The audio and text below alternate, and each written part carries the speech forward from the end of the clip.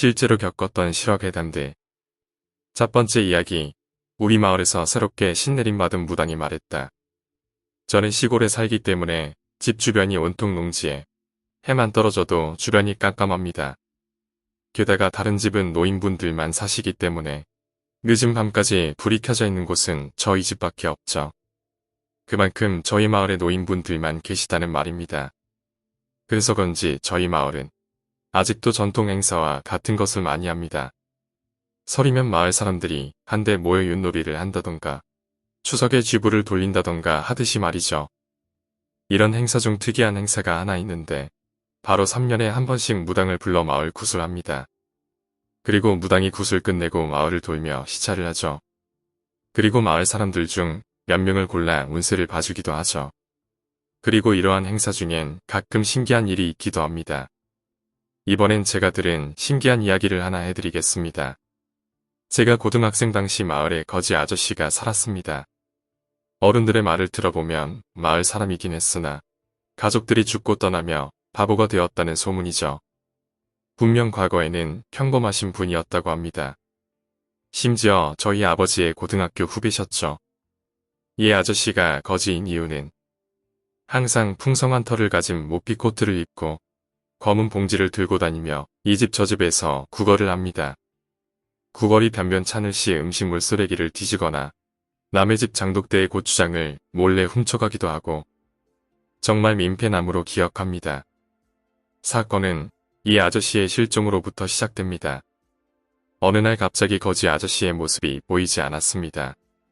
하지만 의뢰 있는 일이었기에 마을 사람들은 걱정도 신경도 쓰지 않았었죠.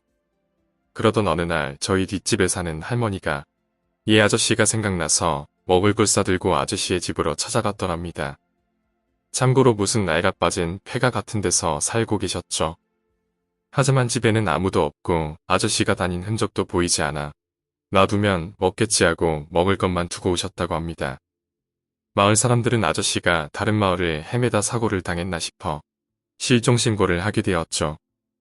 이후 아저씨의 존재는 마을 사람들 머릿속에서 점점 잊혀져 갔습니다.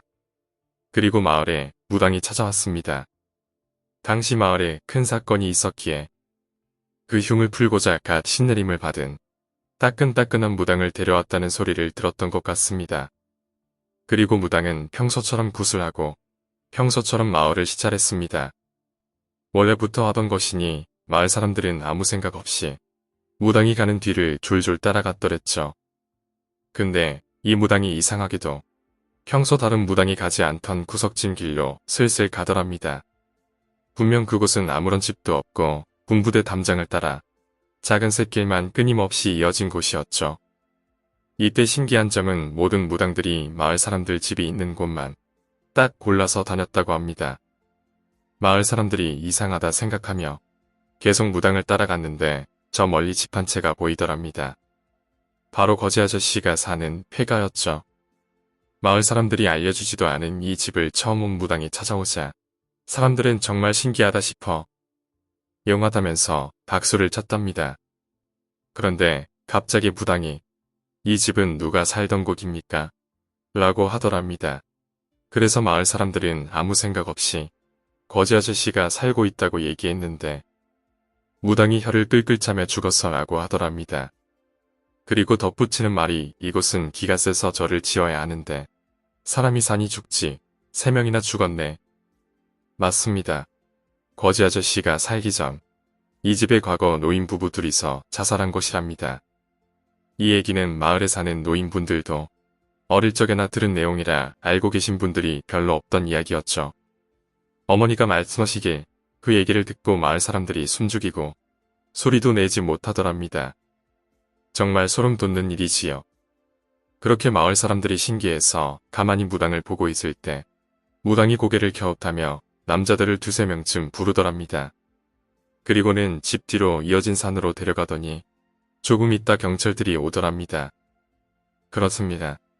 실종된 줄 알았던 아저씨는 집 뒤 산에서 무언가를 잘못 먹고 죽은 거였습니다. 정확한 사인은 모르겠지만 무당이 말하길 노부부가 자식이 없어서 데려갔다 라고 했답니다. 이야기는 끝입니다. 저는 무당이 굿하는 소리밖에 듣지 못했지만 무당이 우리 어머니 보고 막내 아들이 크게 효도할 것이라고 했답니다. 뭐 지금까지 보면 크게 효도를 할 수 있을지는 모르겠지만 부모님 살아계실 때 있는 힘껏 잘해드리려고 합니다. 두 번째 이야기, 무당과의 대화. 난 여행을 좋아해. 물론 직업은 있기에 자주 여행하지는 못하지만 이리저리 잘 돌아다니지. 아버지도 그렇고 나도 그렇고 영에 관한 것에 관심이 많아. 그래서 난 무속인들을 찾아다니며 그들이 뭘 하는지, 그들이 알고 있는 영에 관한 이야기가 뭐가 있는지에 대해 묻고 다녔지. 알려주기를 꺼려하는 무당들 중 대부분은 야매야. 물론 아닌 무당들도 있어. 그러나 내가 경험한 바로는 진짜 접신을 한 무당은 내가 올 것부터 알고 있었지. 지금부터 등장하실 무당분은 내가 어느 동네 어귀산 밑에 있는 유명한 무당집에서 계셨지. 뭘 그렇게 많이 끌고 들어와. 내가 들은 첫말이 그거였어. 난 영을 보는 재주가 없었지. 귀신을 본 적은 있어도 기감이 남들보다 뛰어나거나 그런 것은 아니야. 그런데 끌고 들어오다니 난 수호령을 말하는 건가 보다 하고 머리를 극적거리며 물어봤지. 제가 여러 무속인 분들의 소중한 지식을 얻고자 여행을 다니고 있답니다. 죄송하지만 얘기 좀 들을 수 있을까 해서요. 그러자 무당이 말했어. 쓸데없는 짓을 하고 다니는 놈이로구만. 역마살은 끼지도 않았는데 도대체 왜 그렇게 돌아다녀? 난 주역을 볼 줄 알아. 사주팔자 비슷한 건데 이건점이 아니라 학술이자 학문이지. 한 사람의 사주를 풀기 위해서는 종이 반장 분량으로 빽빽이 써내려가고 게다가 이름은 물론 태어난 시와 생년월일이 필요하지.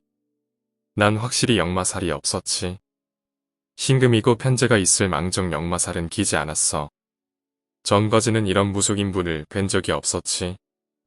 어떻게 제가 역마살이 없는 걸 아시냐고 묻자 내 어깨에 올라가 계시는 네 증조부님께서 말씀해 주셨다 이놈아.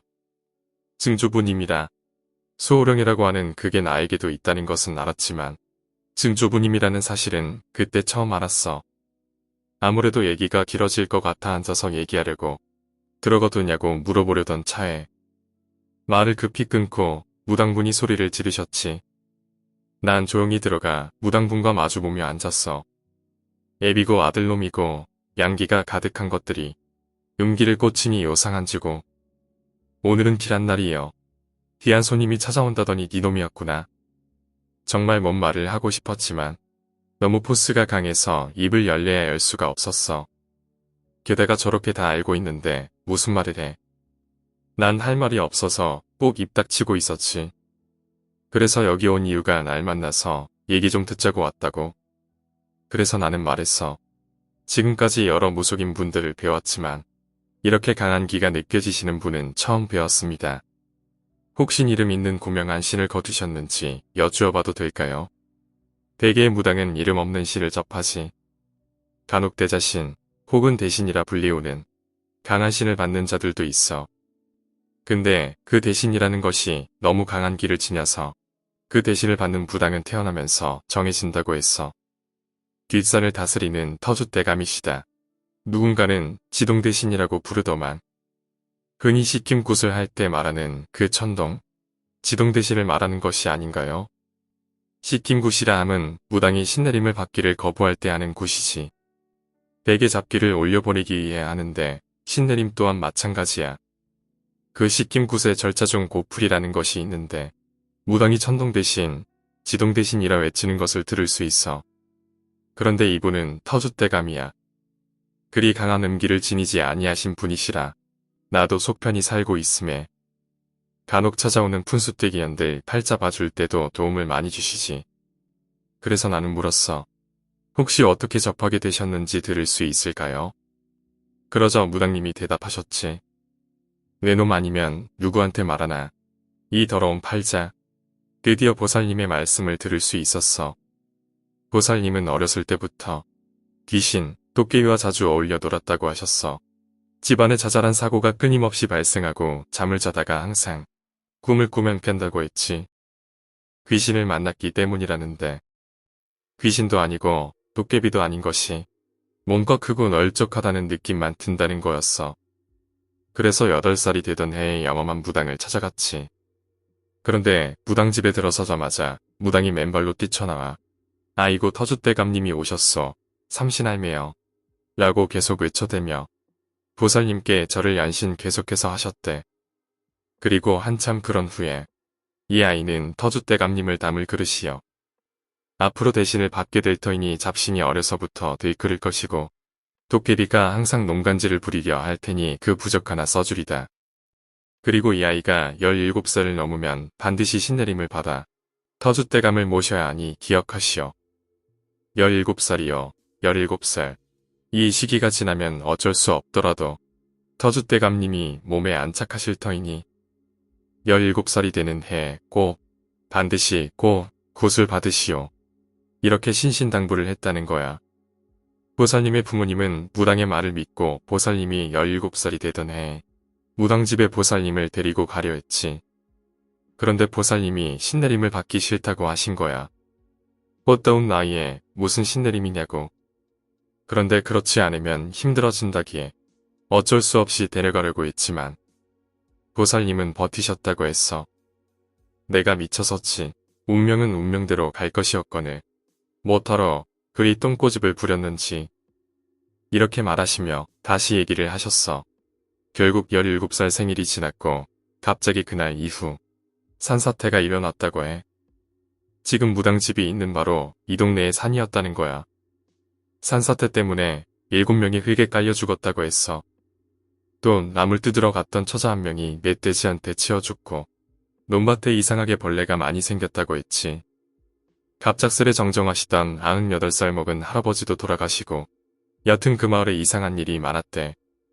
사람들은 몇 달 사이에 이상한 일이 발생하니까 무당을 불러 굿을 하려 했대. 그런데 무당이 갑자기 마을에 들어서더니 온갖 인상을 다 쓰며 찌푸리더니 다시 돌아갔다고 했어. 왜 그러냐고 사람들이 물어봤더니 이곳에 터줏대감이 계시는데 내가 뭔 굿을 해. 내가 접한 건 잡신이야. 저런 분들이 고약하게 변덕을 부리시면 방법이 없어. 신내림을 해서 그 본을 받들어야지. 이러더니 헥 하고 가버렸다는 거야. 보살님은 그냥 모른 채 있었다고 했지. 그 후로 몇 년 동안 아무 일이 없다가 갑자기 보살님의 부모님이 산에서 굴러떨어져서 돌아가시게 된 거였어.